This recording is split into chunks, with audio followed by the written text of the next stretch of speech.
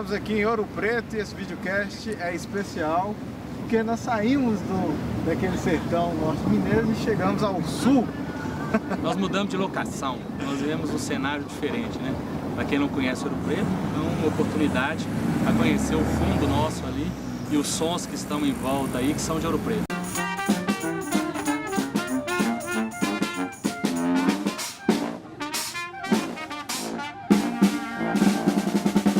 O evento que nós estávamos, né? É o Encontro das Mídias, História.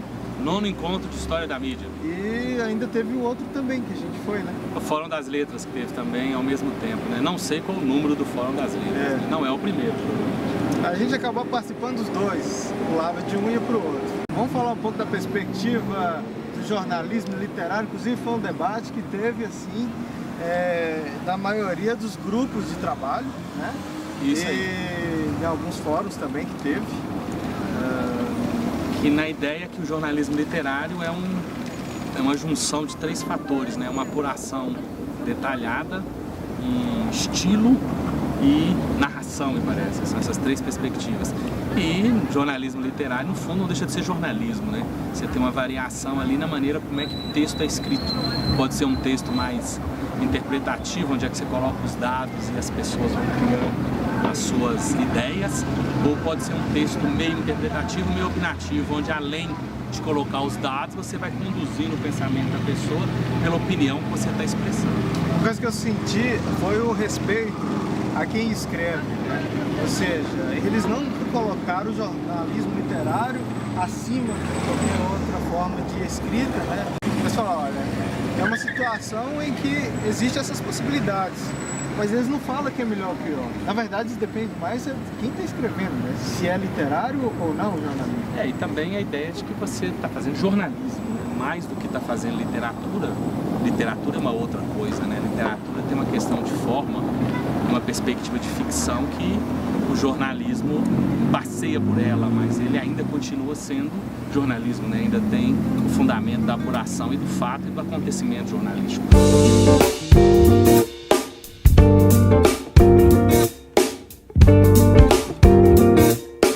Tivemos algumas oficinas de experimentação também, onde o stop motion foi bastante trabalhado, ou seja, como é que eu consigo fazer trabalho de animação com fotografias em sequência, né? Isso é bacana porque você pode trabalhar o lado estético da fotografia, mais o lado do roteiro, a construção do roteiro adaptado a esse tipo de situação, né?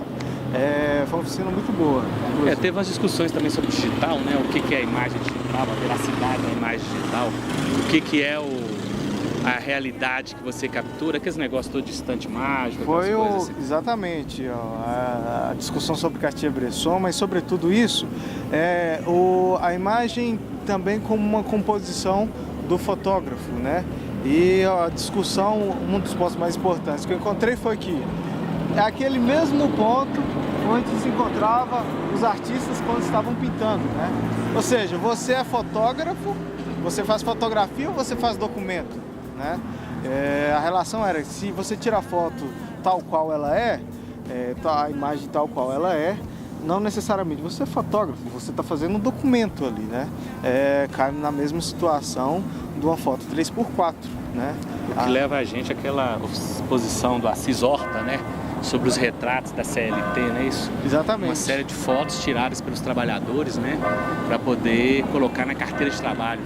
Um trabalho interessante, um projeto de pesquisa extremamente interessante que estava em exposição num dos espaços aqui em Ouro Preto, né? E ele funciona como documentário, né? É um documento daquela época.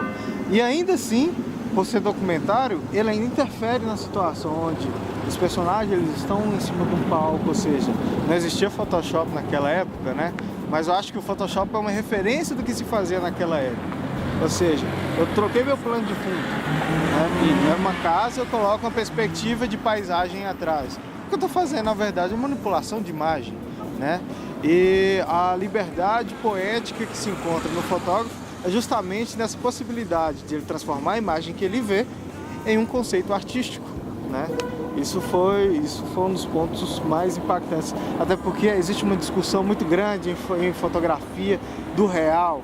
Você foge um pouco do real ali, parece que você não é fotógrafo. Talvez aquela mesma discussão quando se pinta uma mulher de cor verde, né? E aí fala assim, mas a mulher isso aqui, a mulher não é cor verde, né? Aí o artista vai e fala assim, não, mas isso aqui não é mulher, isso aqui é um quadro. Isso é uma pintura, igual fotografia. Para variar, também tiveram todas aquelas apresentações de trabalho, né, aqueles grupos de discussão de mídia impressa, jornalismo impresso, de audiovisual, de novas mídias, de fotografia, todas essas questões que sempre acontecem nesses encontros. E algumas conferências especiais, uma delas inclusive sobre a história da imprensa em Minas Gerais, aí o Samuel foi que acompanhou essa também. E estão surgindo algumas literaturas, na verdade está tendo alguns resgates, porque o jornalismo, né, ainda não é muito conhecido no cenário brasileiro, o jornalismo aqui de Minas. Até porque existiam algumas edições em que não superava, por exemplo, a 4ª edição de um jornal. Existia uma produção muito grande, principalmente aqui em Ouro Preto, né? Existiam algumas cartas e algumas oficinas tipográficas que faziam muito essa produção de jornais. O problema é que, no fundo, parece que não existia livrarias naquela época. Então, quem vinha de fora não encontrava livraria e achava que não tinha uma produção. Mas era diretamente nas oficinas tipográficas que se vendia os jornais e passava-se também os livros, inclusive jornais com as produções locais, né? Jornais locais. Existia uma produção muito grande, só que não existe um resgate, que na verdade está acontecendo agora, né? Algumas referências, alguns livros estão surgindo para pegar esses pontos que não se encontravam na época. Então, historicamente, parece que não existia muito pelo fato de não ter uns pontos específicos de livrarias aqui, porque a saída era diretamente dessas oficinas tipográficas, né? Então, quem não conhecia as oficinas tipográficas, talvez não tinha diretamente contato com os livros. Na realidade, e com os jornais também. O que você está fazendo é um processo de resgate, né? A gente tem que entender que você está criando uma literatura específica sobre comunicação, né? Que é uma área nova e que precisa dessa produção científica. É interessante que isso está acontecendo dentro desses cursos novos, né? O curso da UFM, o FOP é novo, e o curso de São João del Rei, os dois cursos de jornalismo, né? São cursos novos que já estão se desenvolvendo nessa perspectiva de pesquisa, né? Algo que você não vê em faculdades até mais antigas. E, claro, dentro da perspectiva de faculdades públicas, que é onde você consegue fazer uma pesquisa de uma forma mais consistente, mais elaborada, né? Onde é que você tem até uma verba específica para pesquisa. Se você pensar, é um momento áureo e é um momento que você pode fazer essa expansão histórica, né? Eu digo expansão histórica porque a gente acaba mudando uma perspectiva que existia, né? Falando, não, existia sim, e quais eram esses jornais de circulação? O mais que era a edição até a número 4, existia vários jornais.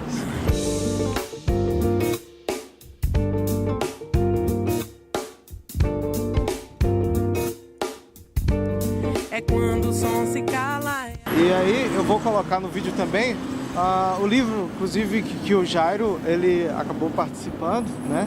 E é um livro, é uma escrita em forma de ensaios sobre o jornalismo em Minas Gerais e o seu surgimento histórico. Obviamente vai ser feita aquela discussão tradicional do Estado de Minas. Hoje em dia o Tempo tem até um ensaio onde é que faz uma recuperação dos jornais atuais em várias regiões de Minas Gerais, e no norte de Minas eles vão citar o Norte, vão citar o Gazeta, vão citar a Semana de Pirapora, né? Então, exatamente, quer dizer, passeia lá pela nossa região também, né? Eles enveredam para aquele lado. Na verdade, eu acho que extrapola as Minas, né? E vai chegando um pouco nas Gerais. Minas Gerais como um todo, vamos dizer assim. Pelo menos um dos artigos trata disso.